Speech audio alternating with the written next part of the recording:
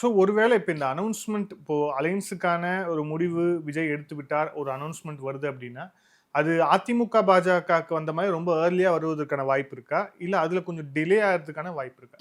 நான் என்ன நினைக்கிறேன்னா, இப்போ என்டிஏவுக்குள்ள விஜய் வர்றாருன்னு வச்சுக்கோங்க. என்டிஏவுக்குள்ள வருகிறேன் அப்படிங்கிறதுக்கான கமிட்மெண்ட்டை விஜய் என்டிஏ தலைமையிட்ட ஆரம்பத்திலேயே தெரிவிச்சிருவார். அப்படித்தான் இருக்கும். கமிட்மெண்ட்டை ஆல்ரெடி தெரிவிச்சிருவார். அனௌன்ஸ்மெண்ட்டு ஜனவரியில வரும். பொங்கலுக்கு பிறகு வரலாம். அதுக்கு வாய்ப்பு இருக்கு. என்ன காரணம்னா, இப்பவே அனௌன்ஸ் பண்ணிட்டா இந்த கூட்டணியை கெடுக்கிறதுக்கும், கூட்டணியை இல்லாமல் செய்வதற்கும் மிகப்பெரிய அதிரடியான வேலைகளை, ஒரு மிகப்பெரிய தந்திரங்களை எல்லாம் எதிர்த்தரப்பு மேற்கொள்ளும். ஏன்னா அவர் அவருடைய லைஃப்ல கரூரை பார்த்துட்டார். கரூர் எவ்வளவு பெரிய சோக சம்பவம். சுதந்திர இந்திய வரலாற்றுல ஒரு அரசியல் கூட்ட நெரிசல்ல சிக்கி இத்தனை பேர் மாண்டார்கள்ங்கிறது இதுக்கு முன்னால் நடந்ததே கிடையாது.